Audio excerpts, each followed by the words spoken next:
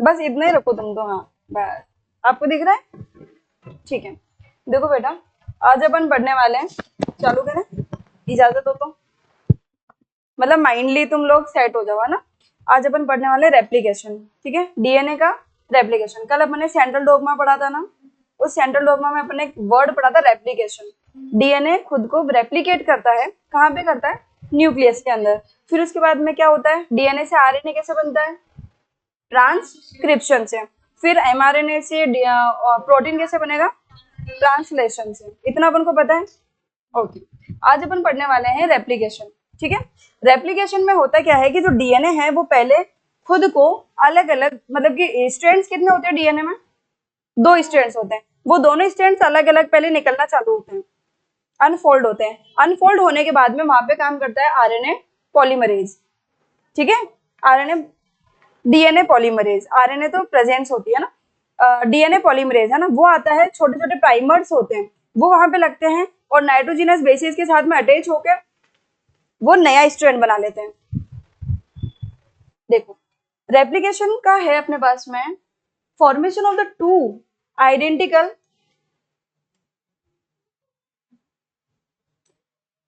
formation of the two identical molecules of the DNA from a single DNA molecule is known as the replication. It occurs in the S phase of the cell cycle. Cell cycle अपन ने पढ़ी हुई है, पढ़ी है 11th में 10th में। Cell cycle क्या होती है? ऐसे तो तुम भूल जाओगे, फिर क्या करोगे? बताओ, सेल साइकिल क्या होती है? सेल साइकिल में कितने फेज होते हैं?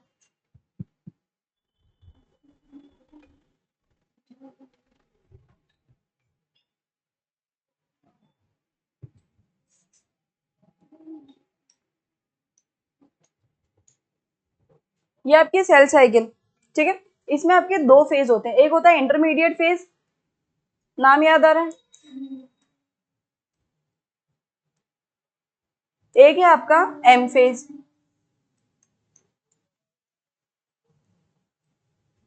है ना।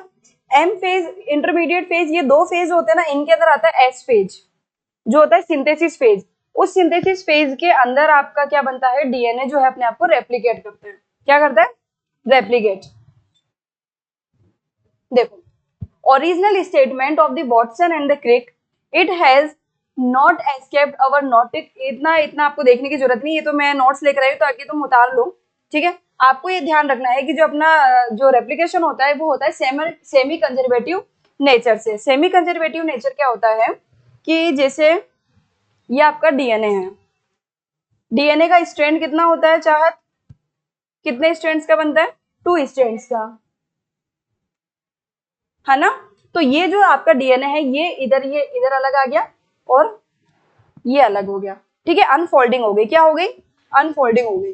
फिर उसके बाद में क्या होगा? ये अनफोल्डिंग किसकी हुई है? बेसेस की हुई है। यहाँ से क्या अलग हुआ है बेटा? बेस अलग हुआ है। कौन से बेस अलग हुए हैं? Nitrogenous base. अच्छा, ए जो है वो किससे जुड़ता है? टी से। जी किससे जुड़ता है? सी से। फिर सी किससे जुड़ता है? जी किससे जुड़ता है? ए किससे जुड़ता है? टी। ऐसे करते करते ये अलग आ गए और ये अलग आ गए, ठीक है। अब आगे क्या होने वाला है कि यहाँ पे प्राइमर्स आएंगे। कौन आएंगे? कौन आएंगे बेटा?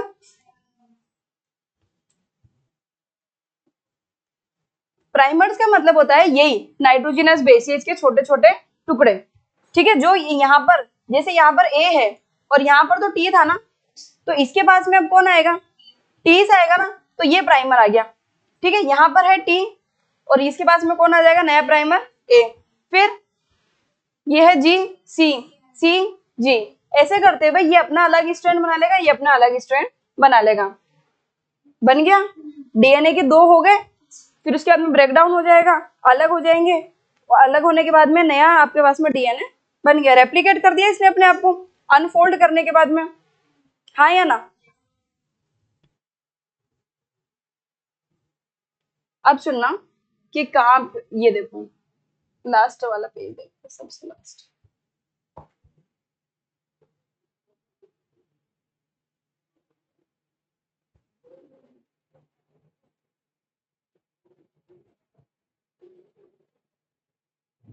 ये रहा, ये था अपना डीएनए। डीएनए को अपन ने अलग अलग बेसिस में किया, मतलब कि अलग इसका जो नाइट्रोजनस बेस है उसको ब्रेक डाउन किया। ब्रेक डाउन करने के बाद में आपके पास में नया स्ट्रैंड बन के आ गया, ये वाला नया स्ट्रैंड बन गया और ये वाला नया स्ट्रैंड बन गया, अलग अलग हो गए। अब आगे देखो एक और चीज बताऊं मैं आपको कि जैसे डीएनए रेप्लिकेशन जो है वो दिया किसने था, वाटसन ने और क्रिक ने दिया था। आपको ये पता है कि 5 days to 3 days अगर कोई चल रहा है तो उसका ऑपोजिट स्ट्रैंड बनेगा 3 days to 5 days। ठीक है, यहाँ पे ये बना हुआ है, ये 5 days to 3 days है और ये 3 days to 5 days है। जैसे यहाँ पे आप मान लो ए और यहाँ पे टी है, तो यहाँ पर ए है तो यहाँ पे क्या होगा टी, यहाँ सी है तो यहाँ पे क्या होगा जी, यहाँ सी है तो यहाँ पे क्या होगा जी, यहाँ टी होगा तो यहाँ पे क्या होगा ए। तो जैसे ये आपका वो था पहले कौन, डीएनए, ये पहले क्या था डीएनए। इस डीएनए को अपन ने ये जो है अलग अलग करेंगे इन दोनों को, और वो दोनों जो अलग अलग होंगे वो किसके रूप में काम करेंगे, टेम्पलेट के रूप में। टेम्पलेट का मतलब क्या होता है, जिसको देखकर आप नया स्ट्रैंड बनाओगे। टेम्पलेट का मतलब है वो स्ट्रैंड जिसे देखकर आप नया स्ट्रैंड बनाने वाले हो। तो ये जैसे कि ये है आपका येलो, ये व्हाइट कलर में था ना, तो एक स्ट्रैंड ये रहा और दूसरा स्ट्रैंड ये रहा। तो ये वाला स्ट्रैंड जो है ये 3 days to अगर 5 days है तो इसका जस्ट ऑपोजिट बनेगा 5 days to 3 days। फॉर्मेशन हमेशा 5 to 3 होगा। फॉर्मेशन किससे होगा, 5 days to 3 days। अभी ये ऐसे 3 days to 5 days है, तो चाहत मुझे ये बता बेटा कि इसका जो स्ट्रैंड है वो ऊपर से चालू होगा कि नीचे से बनना चालू होगा, नीचे से बनना चालू होगा कि ऊपर से बनना चालू होगा। 3 days to 5 days है, स्ट्रैंड आपको ये दे रखा है टेम्पलेट, तो इसका तो ऑपोजिट बनाने वाले हैं अपन। तो 5 days to 3 days आएगा ना, तो नीचे से नहीं बनेगा ना, ऊपर से बन के आएगा।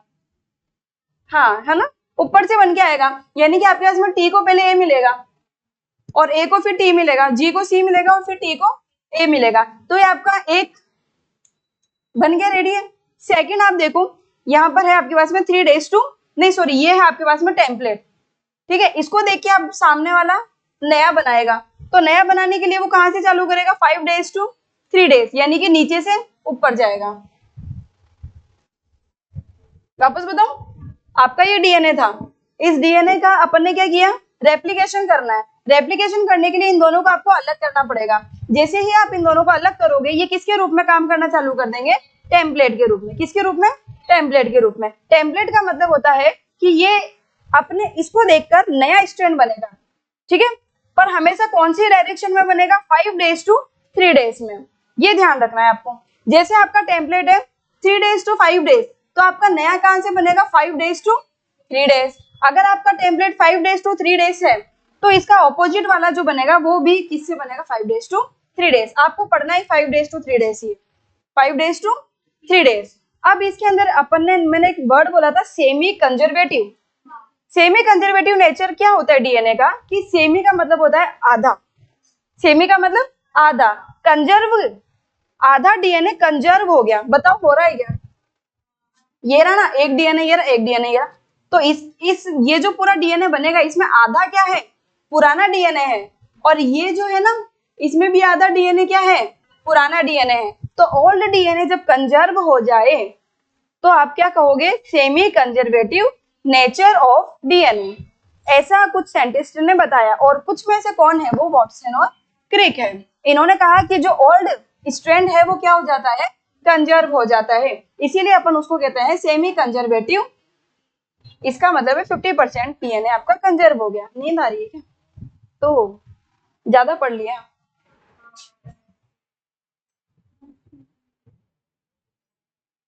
जब ये बताया, एक्सपेरिमेंटल प्रूफ किसने किया, ये मिशेल्सन स्टेल ने 1958 के अंदर ई कोलाई के अंदर ये एक्सपेरिमेंट किया। ई कोलाई क्या, प्रोकैरियोट्स। ठीक है, टेलर ने और एटोल ने, एटोल का मतलब होता है बेटा इसके जो साथी संगी होते हैं ना, उन लोगों ने 1958 में इन्होंने भी किया एक्सपेरिमेंट। तो इन्होंने किस पे किया था, फाबा बीन्स के ऊपर। ठीक है, जिन्हें अपन बीसिया फाबा भी कहते हैं, जो कि यूकैरियोट्स होते हैं। इन्होंने इसमें क्या देखा, डीएनए देखा, और डीएनए के ऊपर एक्सपेरिमेंट किया कि क्या डीएनए जो एक डीएनए से जो नया डीएनए बन रहा है वो कैसे बन रहा है, क्या प्रोसेस है डीएनए बनने की, क्या मैकेनिज्म है ना।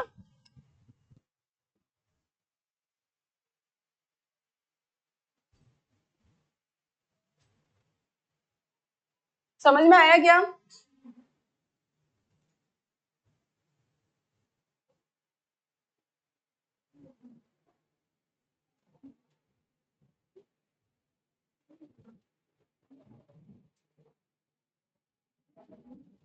अब देखो tools for the replication process, कौन कौन से टूल्स आपको यहाँ पे काम में आएंगे। मतलब अपन जब डीएनए को जब खोल रहे हैं, है ना, अनजिप कर रहे हैं, चेन बंधी हुई है, चेन को आप खोल रहे हो ऐसे, तो वो अलग अलग हो जाती है चेन, राइट।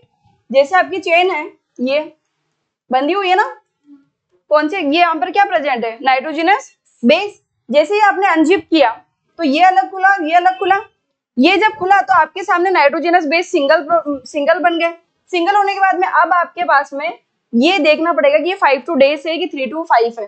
अगर ये 5 to 3 है तो इधर से जाने वाला 5 to 3 होगा। तो इसके सामने जो टेम्पलेट बनेगा, इसके सामने जो नया डीएनए बनेगा वो कैसा बनेगा, ये 3 days, 5 days to 3 days, मतलब इसका डायरेक्शन ये होगा और इसका डायरेक्शन ये होगा, 5 days to 3 days। आया समझ? वापस समझा दो, रुको।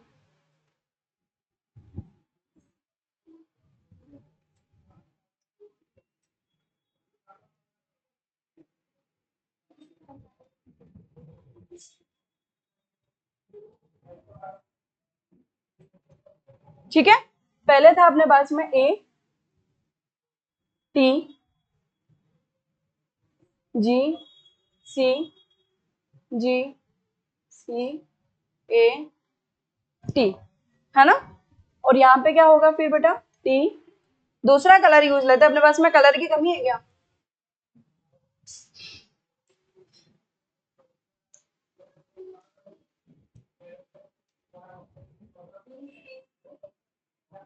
सॉरी, हाँ, नहीं उसको बनाना था ना। कौन सा कलर ले, पर्पल, ए टी, नहीं दिख रहा, ये ले लें, A T A ji C,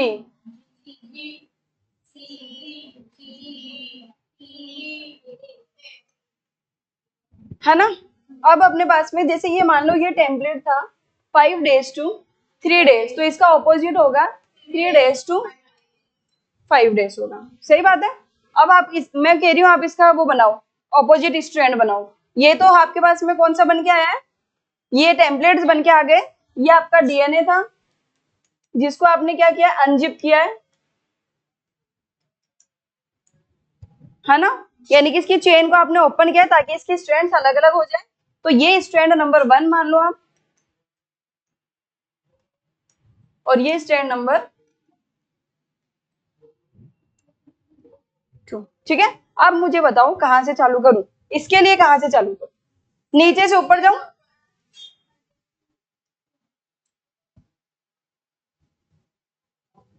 five days to 3 days, बताओ टी, टी के लिए बताओ, टी के लिए बता दो ए के लिए टी, बस वो तो चिपका हुआ है ना। इसके लिए बताओ, आगे वाले के लिए बताओ, यहां से नहीं, ये स्ट्रैंड बनाया जो किसका बनाया, 5 days to 3 days। अब यहाँ पे ऊपर से नीचे आएंगे तो जी का ऑपोजिट सी,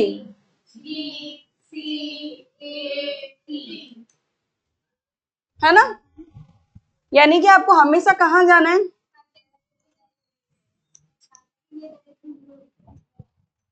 ये आपका एक अलग बन गया, वो आपका अलग बन गया, इनको अपन टेम्पलेट कहेंगे। क्या कहेंगे, जिसको देख के सामने वाले ने अपना स्ट्रैंड कंप्लीट किया।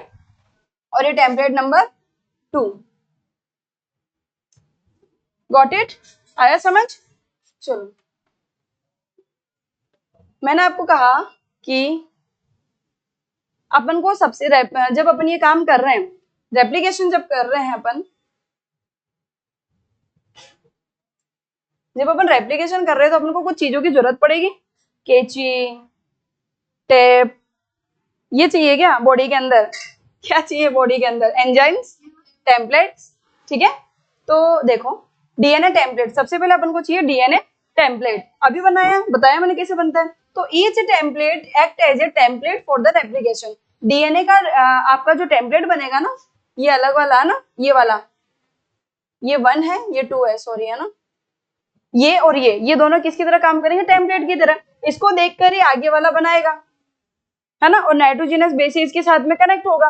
तो इससे डीएनए टेम्पलेट चाहिए नंबर 1 तो अपन को, फिर नंबर 2 अपन को और क्या चाहिए, एंजाइम्स चाहिए। कौन कौन से एंजाइम काम करेंगे, डीएनए पॉलीमरेज। डीएनए पॉलीमरेज का मतलब क्या है कि डीएनए की मात्रा को बढ़ाने वाला, है ना, DNA polymerase. DNA ligase, ligase का मतलब है आप डीएनए लेकर आए टेम्पलेट, दूसरा भी लेकर आ गया अपना स्ट्रैंड्स, पर उनको चिपकाने का तो कोई तो टेप वो गोंद वगैरह चाहिए ना, तो डीएनए लाइगेज होता है वो, ठीक है, जो कि क्या काम करेगा, नाइट्रोजनस बेसिस को स्टिक करेगा या फिर अटैच करेगा, है ना। फिर डीएनए हेलिकेज, आप जब मेरी बात सुनो, जैसे आपने बहुत ज्यादा उसको किसी भी चीज को बहुत मोड़ के ऐसे रखा हुआ है, ठीक है, मान लो रस्सी है आपकी, रस्सी देखिए अपन ने, जो रोप होती है ना वो एक दूसरे के ऊपर, मतलब 2 रोप्स होती है वो एक दूसरे के ऊपर ट्विस्टेड होती है, तो जब आप उसको खोलते हो तो जब बेटा आसानी से खुल जाती है क्या, वो टाइम लगता है ना, और जैसे ही आप उसको छोड़ोगे वापस वो उसी पोजीशन में जाने की कोशिश करती है, तो उसको रोकना पड़ेगा, तो रोकने का काम करता है हेलिकेज, ठीक है, हेलिकेज। जब आपका ये डीएनए है ना, यहाँ पर ये लगता है डीएनए हेलिकेज, ताकि इसको रोक देवे वापस ऐसे जुड़ने से। फिर डीएनए, फिर आरएनए प्राइमेज। आरएनए प्राइमेज का काम होता है कि ये जो काम हो रहा है उस इसकी प्रेजेंस में होना चाहिए, और इसका एक और वर्ग है जो मैं आगे बता दूं, ठीक है।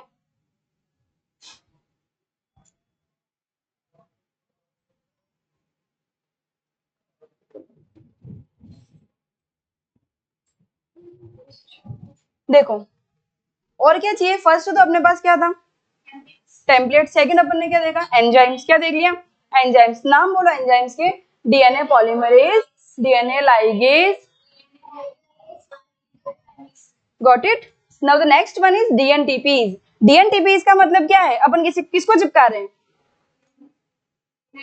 नाइट्रोजनस बेसिस को, न्यूक्लियोटाइड्स को, है ना।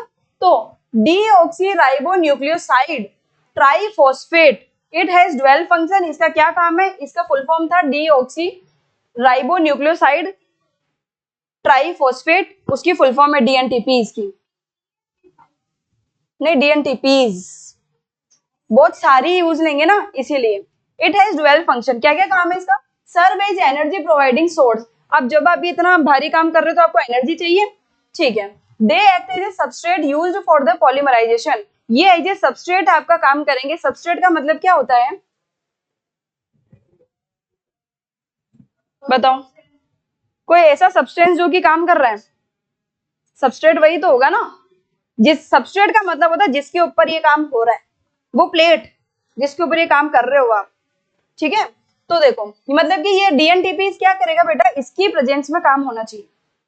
फिर आगे आरएनए प्राइमर्स क्या होता है, is a single stranded nucleic acid. ये सिंगल स्ट्रैंडेड होती है, अपन को पता है आरएनए क्या होते हैं, सिंगल स्ट्रैंडेड होते हैं। तो ये कैसे होता है, न्यूक्लिक एसिड, ऐसा न्यूक्लिक एसिड है जो कैसा सिंगल स्ट्रैंडेड है, जो कि आपका डीएनए का प्रोडक्शन जो है ना उसको स्टार्ट करता है। मैंने बताया इसकी प्रेजेंस में होना चाहिए काम। फिर they require because DNA polymerase can only extend the existing nucleic acid, यानी कि जब आपका आरएनए प्रेजेंट होगा तभी डीएनए अपना काम आगे करेगा, ठीक है। फिर आगे देखो ओराई, ORI, ओराई उसको कहते हैं यानी कि origin, origin of replication. Replication आपको करना कहां से, रेप्लिकेशन की शुरुआत आपको कहां से करनी, पूरे डीएनए में कहीं ना कहीं से तो शुरुआत करोगे, तो जहां से शुरुआत कर रहे हो वो है आपका ओराई यानी कि origin of replication. It is a region where the replication starts, वो रीजन है, ये वो रीजन है जहां पे रेप्लिकेशन स्टार्ट होने वाला है। देखो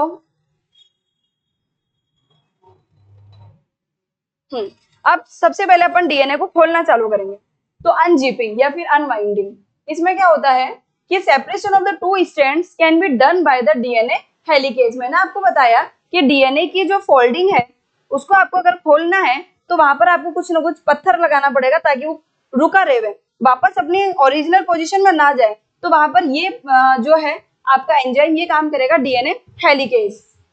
आया समझ?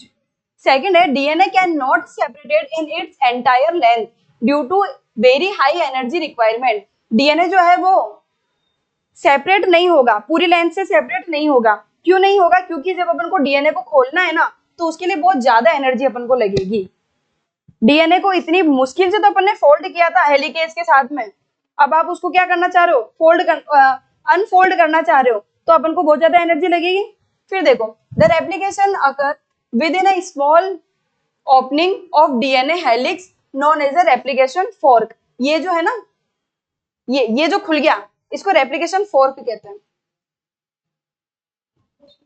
ये जो खुल गया ना आपके सामने, खुल के जो स्ट्रक्चर बन के आई है ना, इसको रेप्लिकेशन फोर्क कहेंगे। यहीं से ही आपका जो भी है वो चालू होगा, ये टेम्पलेट्स को।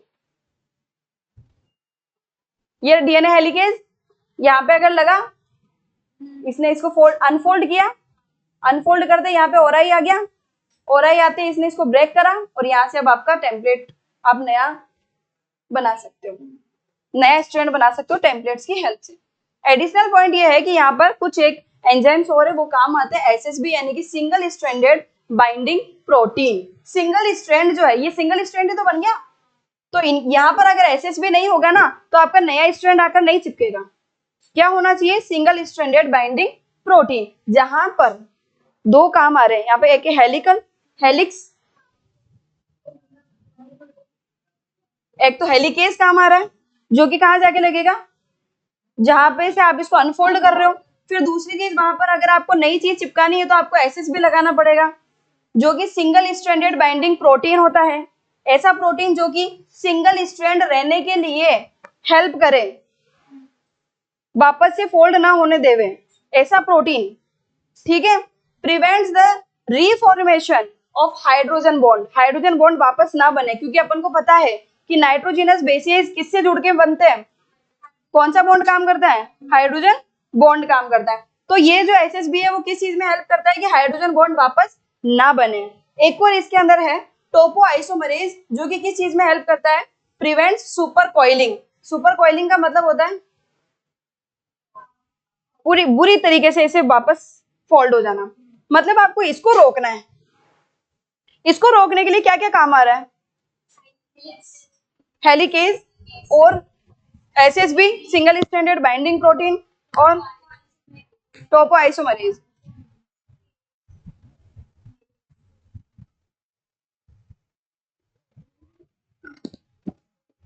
समझ आ रहा है? जैसे ही थोड़ा सा लगे कि मैम आज ज्यादा हो गया, बता देना। लिखने के हिसाब से तो नोट्स तुम्हें भेज दूंगी, पूरा थोड़ी पढ़ाऊंगी 30 पेज आज, यही करना है। चलो कर लेना है ना, एक बार पूरा पॉइंट एक बार समझ लो, है ना। बात तो सही है तुम्हारी, तो मैं कम ही पढ़ाऊंगी, पर एक टॉपिक पूरा कंप्लीट कर दो तो कंफ्यूजन हो जाएगा नहीं तो तुम्हें, है ना। देखो आगे देखो, एडिशन ऑफ प्राइमर। अब अपन क्या चिपकाने वाले हैं बेटा? प्राइमर्स को चिपकाने वाले हैं। प्राइमर्स क्या है? नाइट्रोजनस बेसिस ही तो है। तो DNA polymerase can't start replication. DNA polymerase जो है वो, पॉलीमरेज का मतलब क्या होता है? पॉलीमर्स, है ना। डीएनए को आप बना रहे हो, आगे से आगे बढ़ा रहे हो, तो पॉलीमरेज ही तो कर रहे हो। तो वो अकेला डीएनए पॉलीमरेज एक एंजाइम है, ये अकेला ये काम नहीं कर सकता है। इसको किसकी हेल्प की जरूरत पड़ेगी? प्राइमर्स की। किसकी जरूरत पड़ेगी? प्राइमर्स की और प्राइमरेज एंजाइम की। प्राइमर्स को चिपकाने के लिए भी कौन आया है? प्राइमरेज एंजाइम। बहुत सारे एंजाइम आएंगे, सबके नाम याद रखना है, ठीक है। आगे देखो, ये आपका 5 days to 3 days एंड था, और ये 3 days to 5 days एंड था। यहाँ पर आया, देखो चिपके हुए यहाँ पर, ये यहाँ पर चिपका जिसका नाम है आरएनए प्राइमरेज, और ये आरएनए प्राइमर, ये स्ट्रैंड है ना, आरएनए प्राइमर्स। मुझे बताओ आरएनए प्राइमर्स यहाँ क्या कर रहा है? क्योंकि वही तो है सिंगल स्ट्रैंड, वही तो आगे चिपकेगा। शॉर्ट चेन ऑफ आरएनए, यही है, सुनना ध्यान से, ये आकर आपकी रेप्लिकेशन को शुरू करवाएगा। ये आते ही, अब ये प्राइमर है, प्राइमर का मतलब क्या होता है? शुरू करना, प्राइम, है ना। शुरू करते ही जितने भी नाइट्रोजनस बेस पूरे सेल के अंदर कहीं पे भी रगड़ रहे होंगे, घूम रहे होंगे ना, वो आएंगे और इसके पास में आके चिपक जाएंगे धीरे धीरे। ठीक है, हम चिपक गए। ठीक है। इस यूरेसिल, हाँ यूरेसिल प्रेजेंट होता है, यूरेसिल इस जगह एब्सेंट हो जाएगा। क्यों, इस कैसे हो जाएगा, सुनना ध्यान से। यहाँ पर जो आरएनए प्राइमरेज है ना, प्राइमर जो यूज ले रहे हैं ना, उसके अंदर यूरेसिल अपन यूज नहीं करेंगे। उसके अलावा 3 जो है ना वो यूज करेंगे। और जो पूरे सेल के अंदर जितने भी घूम रहे हैं, अगर उनको पता है कि डीएनए बन रहा है तो यूरेसिल यहाँ पे नहीं आएगा। ठीक है, यूरेसिल की जगह क्या आ जाएगा, थाइमीन आएगा, है ना। आगे देखो, मतलब कि शुरुआत कौन करवा रहा है, आरएनए प्राइमर्स, आरएनए प्राइमर्स। ये प्राइमर आया किसकी हेल्प से आया, आरएनए प्राइमरेज की हेल्प से। फिर इसके बाद में कौन आएंगे, नाइट्रोजनस बेसेज आएंगे। कौन आएंगे बेटा, अब देखो प्राइमरेज क्या काम कर रहा है, RNA primase sorry polymerase perform the 2 function. सबसे पहले बात है, ये जो पॉलीमरेज है ना, ये क्या काम करता है, आरएनए का प्राइमर बनाएगा और रेप्लिकेशन को स्टार्ट करवा देगा। फिर आता है DNA polymerization. DNA polymerase enzyme use dNTPs and extend nucleotide chain. DNTPs का मतलब नाइट्रोजनस बेसेज ही है। ठीक है, जैसे अब मेरी बात सुनो, तुम्हें थोड़ा सा कंफ्यूजन हो गया होगा। आपकी स्ट्रैंड, अब वो था डीएनए, डीएनए को खोला, वहां पे लगा कौन, हेलिकेज। कह रहा है कि अब तुम जुड़ोगे नहीं वापस से। ठीक है, वहां पर एक और प्रोटीन है एसएसबी, वो भी एक इसी चीज में हेल्प कर रहा है कि वहां पे बाइंडिंग ना हो। सिंगल स्ट्रैंडेड बाइंडिंग प्रोटीन होता है वो। ठीक है, उसको वहां पे रोक दिया। अब कह रहा है कि अब चलो ठीक है, तुम फ्री हो गए। टोपो आइसोमरेज भी वहां पर यही काम कर रहा है। अब जो ये स्ट्रैंड्स है ना, इनके पास में आएगा आरएनए प्राइमर। कौन आएगा, आरएनए प्राइमर। वो क्या है, वो सिंगल न्यूक्लियोटाइड चेन है, सिंगल न्यूक्लियोटाइड चेन है। जिससे क्या होगा, अब ये शुरुआत कर रहा है, मतलब कहीं ना कहीं तो शुरुआत करनी पड़ेगी किसी को। फिर जितने भी डीएनटीपीज है, डीएनटीपीज का मतलब है डीऑक्सी राइबो न्यूक्लियोटाइड्स, टाइड्स है ना, राइबो न्यूक्लियोटाइड्स यानी कि नाइट्रोजनस बेसेस, वो आएंगे और चिपक जाएंगे। आया समझ, थोड़ा क्लियर हुआ पिक्चर। अब सुनना, DNA polymerase perform polymerization only in the direction. अब डीएनए पॉलीमरेज काम कर रहा है यहाँ पे, तो वो सिर्फ इस डायरेक्शन में काम करेगा 5 days to 3 days। अभी मैंने बता दिया था पहले आपको पूरा डिटेल में। इसकी वजह से on one strand template with पॉलीरिडी, अगर ऐसे बना हुआ है तो आपको स्ट्रैंड बनाना है ऐसे, सॉरी ऐसे, 5 days to 3 days।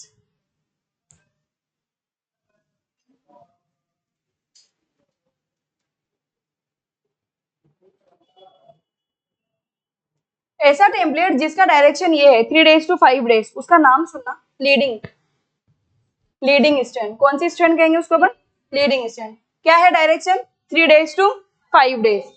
3 days to 5 days वाले को अपन क्या नाम दे रहे हैं, लीडिंग।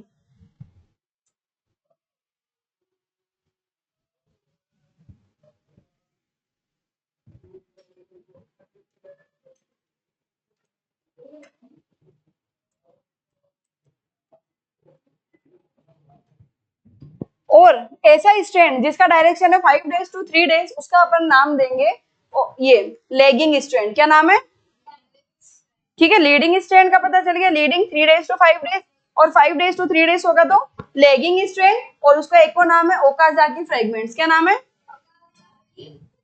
Okazaki fragments. ठीक है, ओके। अब देखते हैं, देखा आगे और कुछ ज्यादा बच, इसको 5 पॉइंट को कंप्लीट करना ही पड़ेगा। Removal of the primers and filling gap. अब ये स्ट्रैंड पूरा बन गया, बना दिया अपन ने लीडिंग और लेगिंग स्ट्रैंड अपन ने बना दिए। अब जब ये बना दिए तो अब अपन को वहां से प्राइमर को हटाना पड़ेगा। क्या करना पड़ेगा, प्राइमर को हटाएंगे और गैप को क्या करेंगे, फिल करेंगे। Removal of the primers from the both strands, gap is filled by the DNA polymerase. DNA polymerase ये काम करेगा कि आरएनए तो अब हट जा, हमारा काम हो गया। ठीक है, कौन काम करेगा, DNA polymerase. DNA ligation of the Okazaki fragments. अब मेरी बात सुनना, लेगिंग आपका लीडिंग स्ट्रैंड जो है ना वो लीड करता है, यानी कि वो पूरा एक साथ ही बन जाएगा, सुनना है ना। पर आपका लेगिंग स्ट्रैंड है ना, ये टुकड़ों में बनता है, यानी कि ये फ्रेगमेंट्स में बनता है, इसीलिए इसका नाम ओकाजाकी फ्रेगमेंट्स है ना। हाँ, 5 days to 3 days वाला जो स्ट्रैंड है ना, टेम्पलेट स्ट्रैंड है, ये ध्यान रखना है ना। तो ये वाला जो स्ट्रैंड है ना, ये धीरे धीरे इसके सामने वाला जो स्ट्रैंड बनेगा ना, वो टुकड़ों में बनेगा। तो उसको चिपकाना पड़ेगा, ठीक है, उसको आपको क्या करना पड़ेगा, चिपकाना पड़ेगा। तो डीएनए लाइगेशन, लाइगेशन का मतलब ही चिपकाना ही होता है, of Okazaki fragments, DNA ligation. तो after above step DNA fragments present on the lagging strand, कौन सी पे, लेगिंग स्ट्रैंड पे, combined by the DNA ligase, DNA ligase आएगा और कहेगा चलो मैं चिपका देता हूं तुमको, ठीक है। फिर नाउ डीएनए रेप्लिकेशन कंप्लीट, ये आपके लिए बहुत इंपॉर्टेंट था डीएनए रेप्लिकेशन, ठीक है। ये थोड़ा दिमाग में फिट कर लेना, कौन कौन से एंजाइम्स कहाँ कहाँ पे काम आ रहे हैं, और जब स्ट्रैंड को अपन खोलते हैं तो कौन सा स्ट्रैंड लीडिंग है और कौन सा लैगिंग स्ट्रैंड है, कौन कौन से एंजाइम जो है वो मतलब कि डीएनए को चिपकाने में काम कर रहे हैं, वो सब चीजें। ओके, आया समझ? अब तुम अब लिख लो। हाँ बताओ।